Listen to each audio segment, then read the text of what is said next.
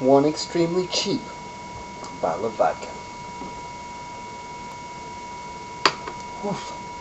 Today, I'm hating on the furor around the Arizona immigration law.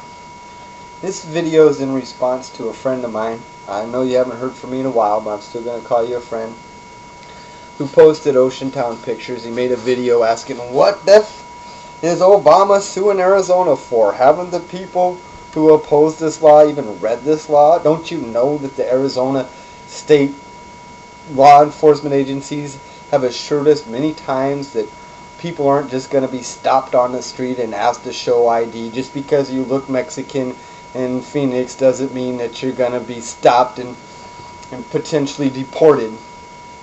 We've been promised. Why? I mean, let's start weak. Let's start small here. I don't know how long you've been paying attention to politics, but back when they passed the mandatory seatbelt laws in Arizona, there's something non-controversial for you. Put on a seatbelt. They assured us, promised us, that no one would ever be pulled over because they didn't have a seatbelt.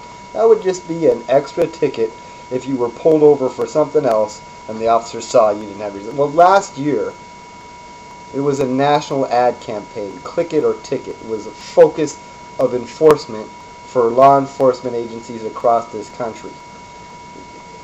We'll put that aside. I mean, we've been assured.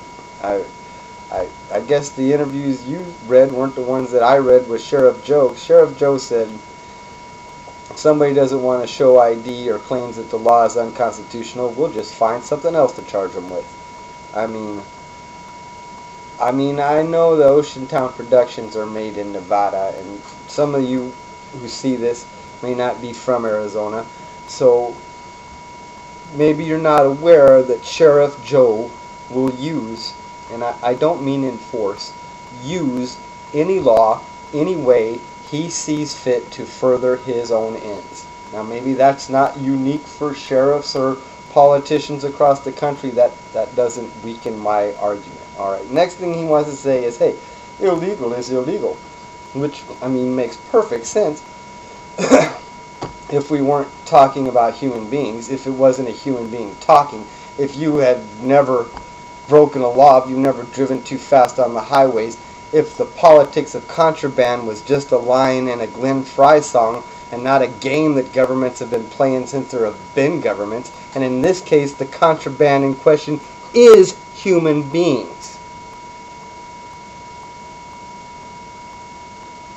I mean, let's go to the points we agree on. I agree with him when he says there are important things that this country should be dealing with. I mean, my list includes things like economic recovery, rebuild the infrastructure, bring our education system into the 21st century, switch to renewable energy sources. I mean, a decade of sane foreign policy would do us and the world a lot of good. But the thing is, in the worst educated state in the Union, you can't get people to vote over those kind of issues. No. You want people to come to the polls, try demonizing a minority. And that's exactly what this law is about. I mean, I've looked into the statistics, and the crime statistics are clear. Crime in America is at an all-time low. Crime in Arizona is lower than the national average. According to the LA Times statistics, illegal immigrants commit fewer crimes than average citizens. And I'm not making these up. I'll put links in the window. Now, the economic statistics aren't quite as cut and dried, but the illegal aliens are not the tremendous drain on our social services that the people who forward emails would have you believe. And the truth is that American business has treated cheap labor from Mexico as a natural resource for decades upon decades, and they exploit it on both sides of the border. So this law is not about improving security or improving the economy of Arizona or the nation at large. It is about generating votes by demonizing a minority. I mean, period. I'm all in favor of closing the border. Don't get me wrong. I'm all in favor of securing our borders. That's not what this is about.